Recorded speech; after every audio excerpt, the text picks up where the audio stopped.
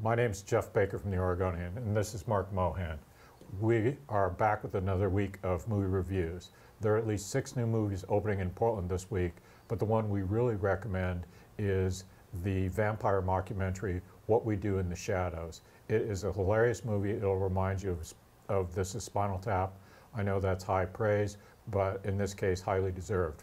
Mark, we both saw the movie and loved it. Why don't you explain a little bit about what it's about? Sure, yeah, like you said, it's styled as a mockumentary, like a Spinal Tap or The Office sort of thing. In this case, the camera is following around 4 flatmates in Wellington, New Zealand, who happen to be centuries-old vampires. The humor comes, I guess, mostly from they're just dealing with these sort of normal, mundane roommate situations. They have a meeting because one of them hasn't been doing his chores, and the dishes are piling up, and the floors are covered with blood, and that sort of thing. So it goes from there. They meet up with a group of werewolves at one point who are pretty hilarious. Jermaine Clement is the star and co-writer, and this is the first thing I've seen that he's done that reminds me really strongly of The Flight of the Conchords, which was the HBO show that he did a few years back. Sure, it's very, the humor in this movie is very droll, it's understated. I don't want to give away too many of the jokes, but I can say there's also sort of an underlying pathos, which I think makes it really that much funnier, that these vampires, in a way, they're sad because they can't go out during the day and because they watch other people grow old and die, yet they, you know, have to be back in the house by dawn, and they have to be invited into a house. They can't go anywhere.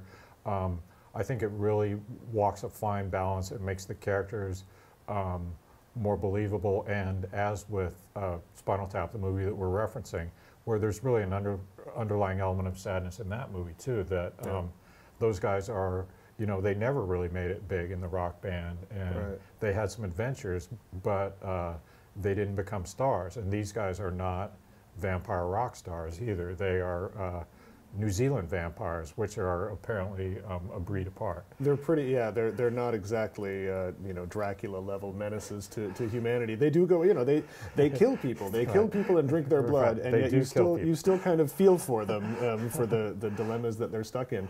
One thing that I thought was interesting is there's this movie, and then a couple of weeks ago, a movie called A Girl Walks Home Alone at Night came out, and they're 2 vampire movies that could not be more different, and yet they show that after literally hundreds and maybe thousands of vampire movies and stories that have been told over the last decades, there's still fresh things you can do with that idea. And there are jokes in this movie that, despite there being hundreds of vampire comedies, I've never seen made before. So I think that's kind of fascinating. So anyway, this movie, highest possible recommendation. We loved it. We're going to talk now about, Mark's going to talk about Chappie, the studio movie, and I'll talk real briefly about Second Best Exotic Marigold Hotel, a movie, I believe, which the title reviews itself. So, Mark, what about Chappie? Sigourney Weaver is really getting out and selling this robot. She is, and that may be because the director of this film, Neil Blomkamp, is going to be taking over the Alien franchise, which she stars in and has an interest in. She's in this movie briefly. She's the boss of this weapons company that makes robots, one of which becomes Chappie, the artificially intelligent, sort of sentient, kind of cute military robot, who's kind of the most engaging character in this movie. He ends up becoming a pawn between these sort of gangster criminals who want to teach him how to pull heists and walk like tough guys and fire guns, and his creator who wants to teach him to write poetry and paint paintings and make art. Neil Blomkamp made District 9 a few years ago, which I thought was very good, and then he came to Hollywood and made a movie called Elysium with Matt Damon, which was pretty terrible. This is somewhere in between. It's still not a really interesting story, but the character of Chappie is, I thought, pretty charming and endearing. So Chappie, thumbs up or thumbs down? Would you unplug Chappie or loose him on the world? I would give Chappie a new battery and see if he can do something better with his life. Okay. I saw Second Best Exotic Marigold Hotel. It's the sequel to the Best Exotic Marigold Hotel. Same group of old people in a hotel in India.